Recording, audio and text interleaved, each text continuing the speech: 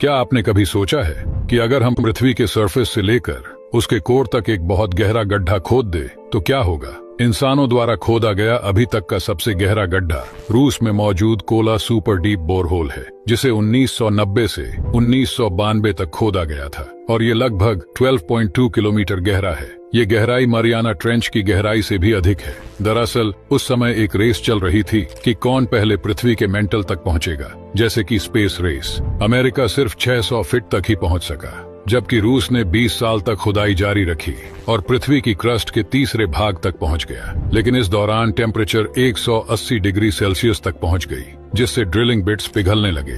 हालांकि इस खुदाई के दौरान कई नए ड्रिलिंग और साइंटिफिक इक्विपमेंट्स का विकास हुआ, जिनका उपयोग आज भी किया जाता है। लेकिन सबसे चौंकाने वाली बात यह है कि इंसानों द्वारा बनाया गया ये सबसे गहरा गड्ढा पृथ्वी के टोटल सरफेस का सिर्फ 0.002% ही है।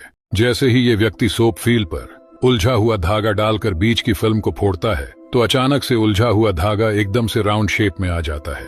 लेकिन ये कैसे हो रहा है? दरअसल इसके पीछे सरफेस टेंशन की करतूत है। जब धागे को सोप फील में डाला गया तो अंदर और बाहर दोनों तरफ से प्रेशर लग रहा था, लेकिन जैसे ही अंदर के बबल को फोड़ा गया तो सरफेस टेंशन की वजह से एकदम से धागा बाहर की तरफ खींच गया। क्या आप जानते हैं, सिंगापुर एक ऐसा देश है जहां पर कूड़ा ही नहीं है।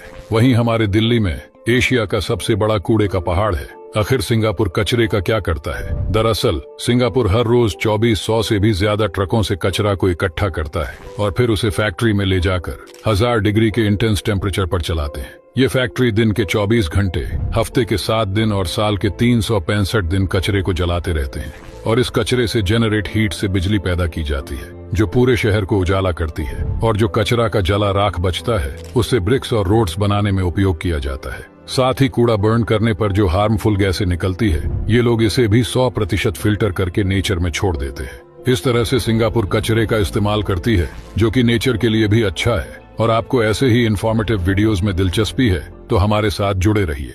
अगर प्लेन से मिसाइल ना गिराकर सरकार ये ब्लैक बॉल्स गिराते तो आज वर्ल्ड में ग्लोबल वार्मिंग की समस्याएं होती ही नहीं।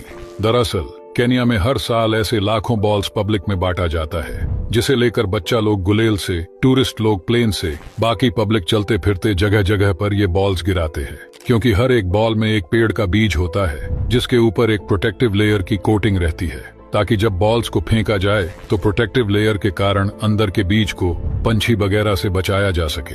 देन जैसे ही इन बॉल्स के ऊपर बारिश का पानी गिरता है तो प्रोटेक्टिव लेयर्स धीरे धीरे हट जाती है और बीज अंकुरित होने लगता है, जिसके वजह से सूखे बंजर जमीन फिर से हरे भरे हो जाते हैं। और अगर आपको ऐसे इंफॉर्मेटिव वीडियोस में दिलचस्पी है तो हमारे साथ जुड़े रहिए।